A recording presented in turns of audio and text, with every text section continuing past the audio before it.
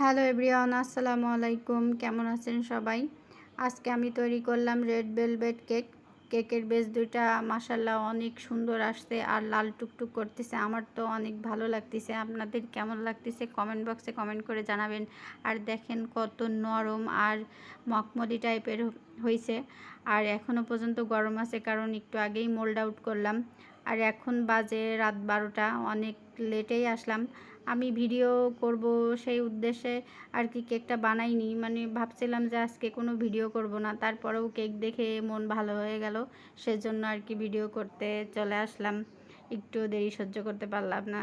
তো আমার কাছে ভালো লাগছে বলে আপনাদের সাথেও শেয়ার করতে আসলাম। আর এখনও অনেক কাজ বাকি, তো সাথে থাকেন আর ভিডিওটা দেখতে থাকেন। এই তো আমার কেক স্লাইস করে কাটা হয়ে গেছে। দেখেন এই জায়গায় 2 স্লাইসে আর কি কাটছি, কাস্টমারের রিকোয়ারমেন্ট অনুযায়ী, যে ওনারা আর কি 2 স্লাইসে কাটতে বলছে, সেজন্য। না হলে অধিকাংশ মানুষই আর কি 3 স্লাইসে কাটে। আর এইটা আমার প্রথম বানানো রেড ভেলভেট কেক, আমি আগে কখনো বানাইনি।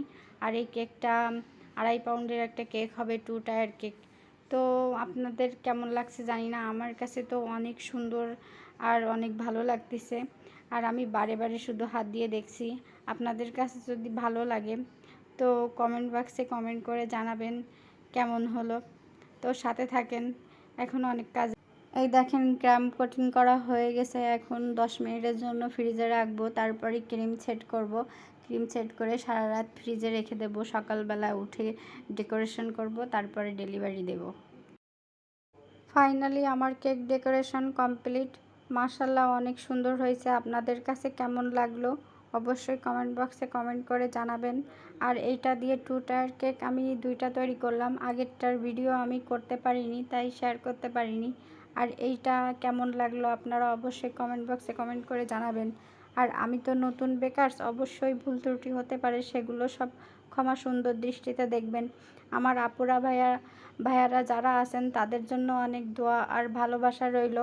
আপনাদের যদি আমার ভিডিওটা যদি ভালো লাগে তো লাইক, কমেন্ট আর শেয়ার করবেন, আর আমার চ্যানেলটা সাবস্ক্রাইব করবেন। আসসালামু আলাইকুম।